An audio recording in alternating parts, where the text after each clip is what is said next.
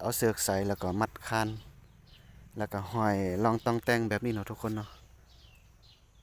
ถ้าว่าลมพัดมากมันจะปิวก้อยแบบนี้เนาะแบบว่าโอ้สวยงาม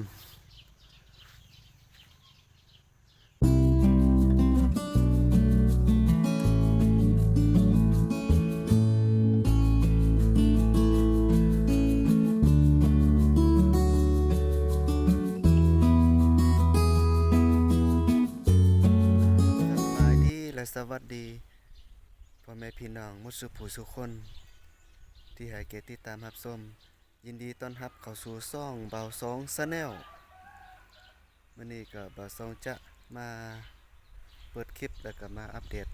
สวนผักสลัดเนาะอยู่ในสวนคนเข้าชมก็ฝากกดไลค์กดแชร์กดติดตามกดกระดิ่งฝากเป็นกำลังใจให้เบาสองชาแนลทุกคนพร้อมแล้วก็เข้าไปติดตามแล้วก็ไปชมพร้อมๆกันเลยตอนนี้ก็เบาสองจะเข้าไปในสวนเนาะสวนอยู่หน้าบ้านตั้งแต่ปลูกมาก็บ่ซองบ่ได้อัปเดตเนาะนี่บ่ซองก็จะไขประตูเข้าไปเนาะตอนนี้ก็อยู่ในสวนแล้วนี่อันนี้จะเป็นสวนผักของเบาซองเนาะที่ได้ปลูกไปแล้วก็บ่ฮู้ว่าจักกี่เดือนน่าจะได้อยู่ประมาณ2 เดือนตั้งหันมาแล้วบ่ซองบ่ได้มาถ่ายทำหรือว่ามาอัปเดตให้พี่น้องได้เบิ่งได้ชมเนาะณโอกาสนี้ก็บ่ซองก็ได้มาเก็บภาพหรือว่ามาอัปเดตให้ทุกคนได้ชมเนาะ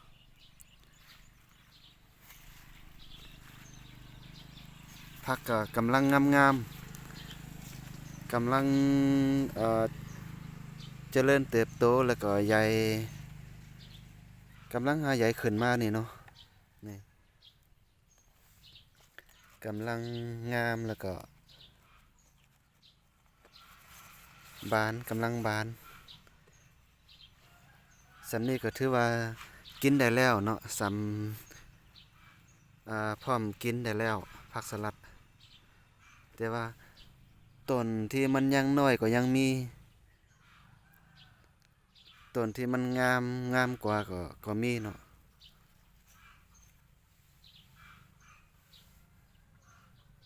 บนนี้จะปลูกแต่2 แถว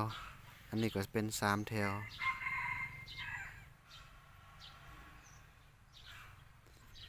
กำลังงามเลยทุกคนกำลังงามพอดีกินเลยนี้ก็ถือว่ากินได้แล้วงาม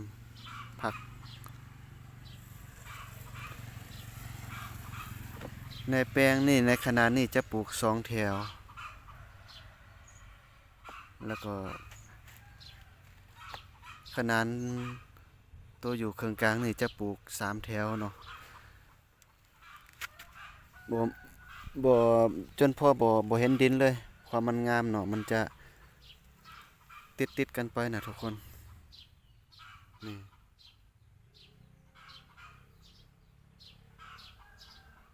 งามขนาดพ่นกับปลูก2 แถวเนาะงามคือกันทุกคน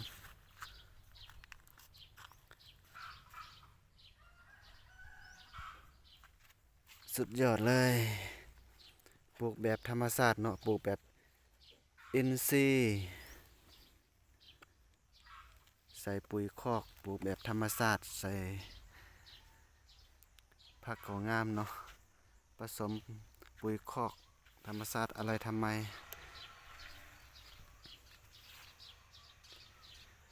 อันนี้ก็จะเป็นธงยางเนาะธงพลาสติกแล้วก็บ่ซองได้ปลูกผักสลัดลงไปในธงยาง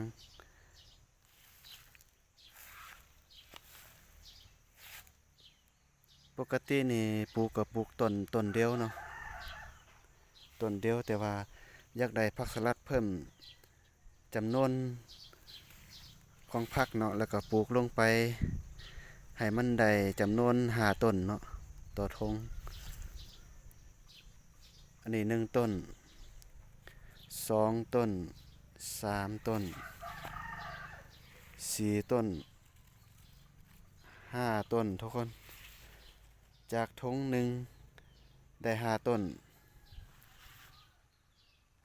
ดีกว่าเราจะปลูกแต่ต้นเดียวเนาะได้กินแต่ต้นเดียวแต่ว่ามันยังเพิ่มขนาดของต้นของผักสลัดนี่ได้5ต้นเนาะทุกคนเนาะเพิ่มมาอีก4ต้นเนาะเป็น5ต้นจะใส่เป็นธงหอยธงแขวนเนาะเอาเสือกใส่แล้วก็มัดคานแล้วก็ห้อยรองต้องแต่งแบบนี้เนาะทุกคนเนาะ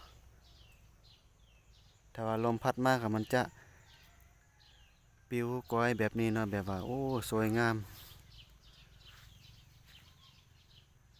นี่ตัวนี้ก็คือกัน5ต้นคือกันแต่ว่าข้อดีของมันอีกอย่างหนึ่งก็คือข้อดีของมันนี่ดีกว่าเราจะปลูกต้นเดียวเนาะเพราะว่าเราเอามาปลูกเน็บทางข้างนี่มันได้4ต้นแล้วก็เพิ่มขนาดจำนวนของผักก็จะได้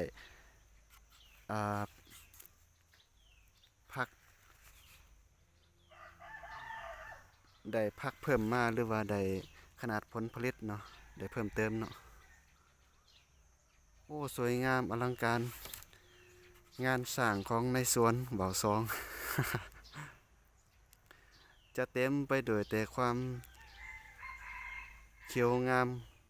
ล้วนแต่เป็นผักสีเขียวเนาะเป็นผักสลัดเนาะมี4ขนาดเนาะกำลังปลูกก็ยังน้อยยังเล็กๆอยู่เนาะยังน้อยแต่ว่ามันก็เริ่มที่จะงามแล้วก็เริ่มเจริญเติบโตอีกน้อยหนึ่งก็จะนี่ได้ประมาณ3 นี่เนาะอีกน้อยหนึ่งเนาะต้องรอถ่าไปรอถ่าเขา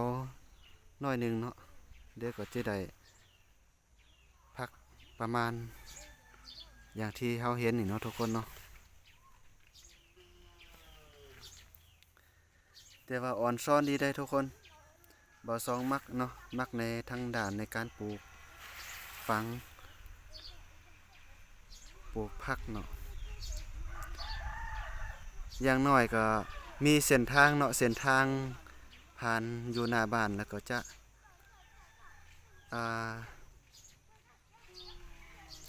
ปลูกผักเนาะปลูกผักแล้วก็เพื่อ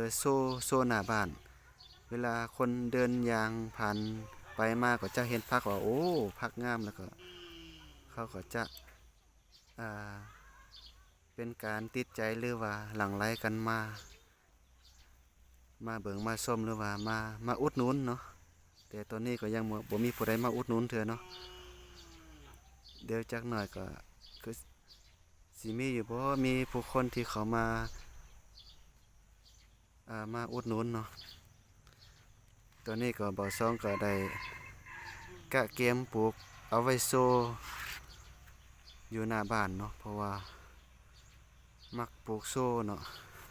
แต่ว่าสิได้ขายหรือบ่ก็บ่ฮู้เนาะบ่ฮู้คือกันเนาะบ่แน่ใจตื่นเช้ามาแล้วก็มาเลี้ยวเบิ่งเห็นผักถือว่าเขียวงามอมพุ่มถือว่าโอ้มีความสุขเบิ่งแล้วก็คือว่าสบายใจเนาะ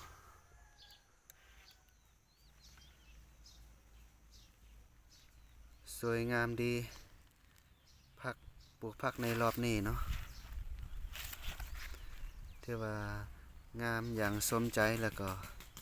โอเคเนาะรอบนี้เนาะในโครงการที่ปลูกพืชผักป้าเบิ่งแล้วอยากกินเนาะทุกคนเนาะเป็นตาอ่อนซ้อนพร้อมกินได้แล้วเด้อสามนี่เนาะ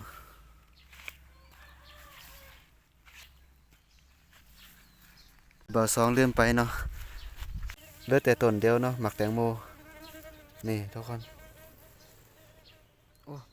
มีแมงผึ่งมาตอมไหมได้ยินเสียงว่องว่อง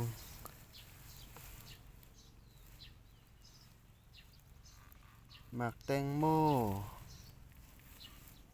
ลูกก็บ่งามปานใดเนาะแต่เขาก็ดีเนาะมีลูกหมักแตงโมให้กินก็ได้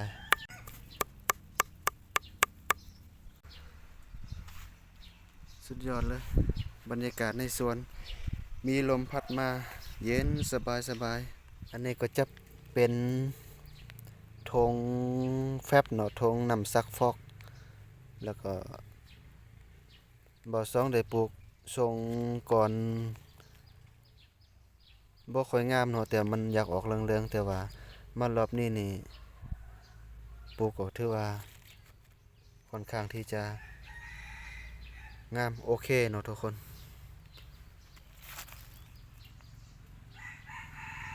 งามอยู่ลองจับเบิ่งก็ได้เนาะทุกคนเนาะนี่เป็นการจับเคลื่อนย้ายไปทุกทิศทางแห่งหนเนาะทุกคนเนาะได้หมดสวยงามอลังการงานสร้างสวนผักนั่นเองทุกคนอันนี้ก็จะอยู่ในกระถางเนาะก็งามอยู่ต่อมาก็เป็นปลูกลงในกระสอบปูนถือว่าความงดงามความเจริญเติบโตนี่ได้ที่ได้ทางค่อนข้างโอเคแปลกหูแปลกตาหน่อยหนึ่งเนาะนี่ถือว่าเต็มทงกระสอบเลย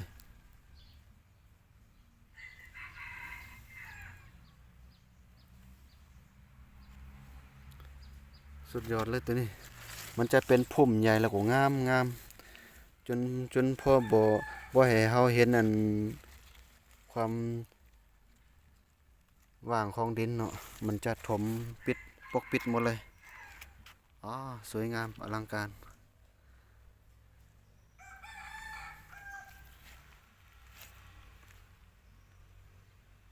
ประมาณนี้ก่อนเนาะถ้าว่ามักคลิปนี้ก็ฝากกดไลค์กดแชร์กดติดตามกดกระดิ่งฝากเป็นกำลังใจให้บ่าวสองชาแนลเด้อคลิปนี้ก็ลาไปก่อนสบายดีขอบคุณขอบใจที่เข้ามาติดตามรับชมเนาะ